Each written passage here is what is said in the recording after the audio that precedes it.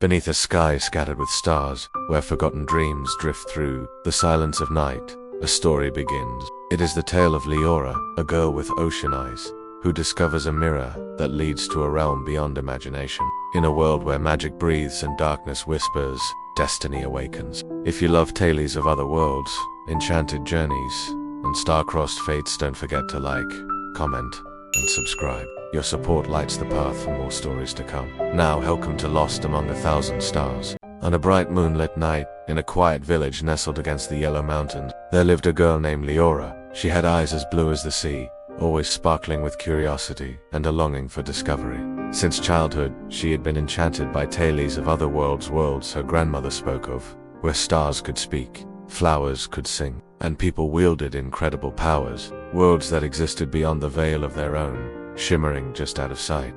One night, with the moon high above, Liora sat in the corner of her room gazing at its silvery glow. As she did every night, she wished for adventure, for a chance to explore the wonders her grandmother described. Suddenly, her gaze fell on something she had never noticed before. Tucked in the dusty corner, half hidden in the shadows, was an ornately carved mirror, its surface shimmering faintly. Liora had never seen it in all the years she'd lived in this house. Curious, she got up, walked towards the mirror, and peered into its depths. What she saw took her breath away. Instead of her own reflection, she saw a swirling vortex of stars, planets, and galaxies. It was like looking into the vast expanse of the night sky, yet somehow more intimate, more real. A strange pull, a magnetic hum drew her closer. She reached out, her fingers trembling with anticipation, and in that moment, everything changed. The world around her dissolved into a kaleidoscope of colors and sensations. Then, just as abruptly, the only sound now was the rustle of leaves beneath her feet and the sweet melody of unseen birds. When her vision cleared, she found herself in a forest unlike any she had ever seen. Towering trees with bark like polished silver reached for the heavens, their branches intertwined in a canopy that filtered the sunlight into dancing shards of emerald and gold. Strange yet beautiful flowers carpeted the ground, and exotic creatures with wings of stained glass fluttered among them. Overcome with wonder, Liora realized this place was straight out of her grandmother's stories. A world where magic was real and anything was possible. But how did she get here? And even if she had somehow managed to travel between dimensions, how would she ever find her way back home? Panic threatened to consume her, but then a voice cut through the forest's symphony. Turning, she saw a boy approaching. He was about her age, with skin the color of sun-kissed wheat, and eyes that shone like silver clouds. His hair was a mess of wind-tossed leaves, and he moved with a lithe grace that hinted at a deep connection to the forest itself. Startled, Liora could only stare as he drew closer. "Hello," he said finally, his voice like the chime of a distant temple bell. "I'm Zephyr. Are you lost?" Recovering slightly, Liora managed a shaky smile. "I'm Liora, and yes, I'm a bit lost, I'm afraid." As she spoke, she noticed a staff in Zephyr's hand, adorned with feathers, beads, and polished stones. Something about it seemed familiar, like a half-forgotten dream. Zephyr sensed her confusion and explained, "This is a wind caller. It helps me talk to the winds and bend them to my will. I'm a windbender, one of the guardians of this realm." Liora's eyes widened. "You mean this world isn't our world?" "No," Zephyr said gently. "You are in Celestara, the realm of 1,000 stars. And I see you come from somewhere else." Intrigued and a little apprehensive, Liora decided to trust him. She told him about her world, about the mirror and her sudden arrival here. Zephyr listened patiently, his expression thoughtful when she finished. "The mirror," he whispered, as if to himself. "It is a stargate, a passage between realms, and you are a wanderer, one who can cross between worlds freely." Liora frowned. "A wanderer? But why me?" Zephyr sat down on a nearby stone, gesturing for Liora to do the same. "It is an ancient prophecy," he began, his voice grave. "It is said that when Celestara is in great peril, a wanderer will arrive from another world to help us." Before Liora could ask more questions, the forest suddenly grew darker, the playful light replaced by an oppressive gloom. The air grew heavy, charged with a palpable sense of dread. Startled, Liora looked to Zephyr in explanation. He had gone pale, his usual composure momentarily forgotten. "What's happening?" she asked, her voice echoing in the sudden silence. Zephyr shook his head, his eyes grim. "The shadow grows," he whispered, his gaze fixed on the darkening trees. "And with each passing moment, it consumes more of Celestara's light.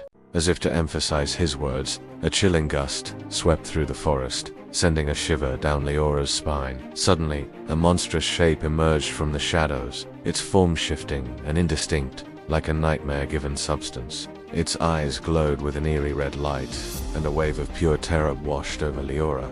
Before she could react, Zephyr stood protectively in front of her, his wind caller raised.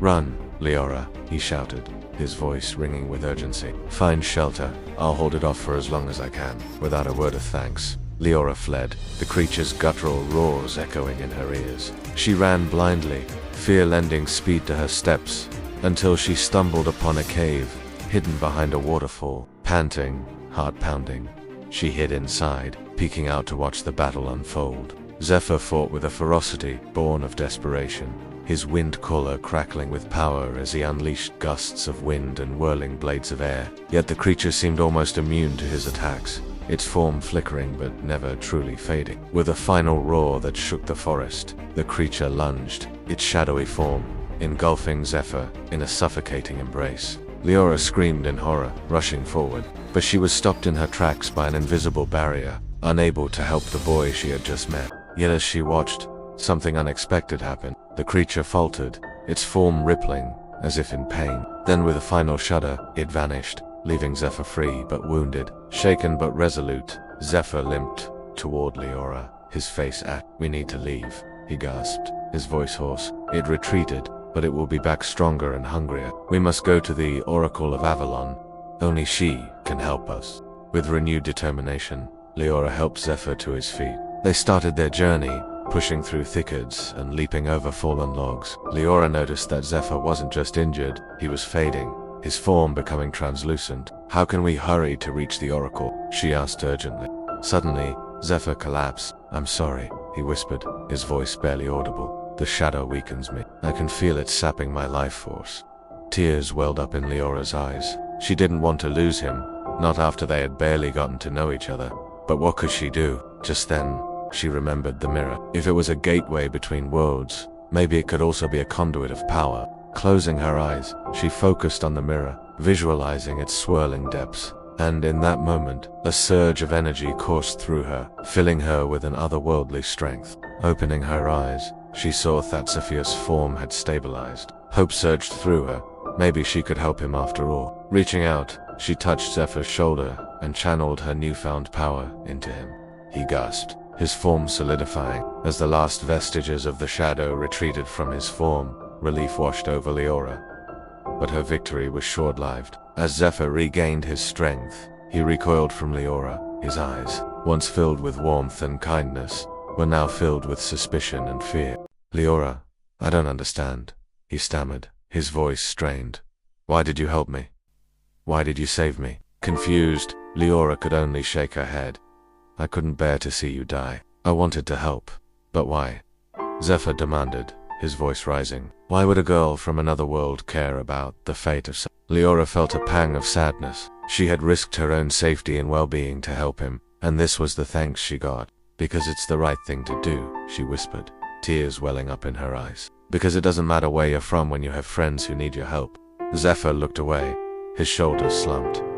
"I'm sorry, Liora," he murmured. "The shadow has clouded my mind. I forget what it means to be human, to care about something other than the safety of Taking a deep breath, he continued, "You are right. I should have trusted you. Come, we must hurry to the Oracle. We have no time to waste." Together, they pressed onward, the urgency of their mission driving them forward. The path to the Oracle was fraught with challenges, testing both their physical and mental limits. But through it all, Leora's determination never wavered. She refused to let the shadow consume, and she refused to give up on Zephyr finally, after what felt like an eternity. They reached the Oracle's grove. The Oracle, an ancient being of immense wisdom and power, welcomed them. She saw the darkness within Liora and guided her in controlling it. Liora realized that the darkness wasn't something to be feared, but a part of her that needed balance. In the end, Liora and Zephyr confronted the darkness together, and Liora used her connection to both worlds to banish it, restoring balance to As peace returned to Celestara, Liora knew it was time to return home. Saying a bittersweet goodbye to Zephyr, she stepped back into the mirror, carrying with her the love, friendship and knowledge gained in her journey. Back in her own world, Liora was no longer the same girl who yearned for adventure. She had found her true self in the land of stars. The portal between worlds remained open, a silent testament to Liora's journey and the enduring bond she shared with Zephyr. And so, Liora returned to her world changed, awakened, and forever marked by the stars. Though the mirror rests quietly, once more, the door between realms remains open, and the wind still carries whispers of her name. Somewhere in the silence between worlds, magic lingers. Thank you for walking this journey with us. If this tale stirred your heart, don't forget to like, subscribe, and share. Until next time, may your dreams always find the stars.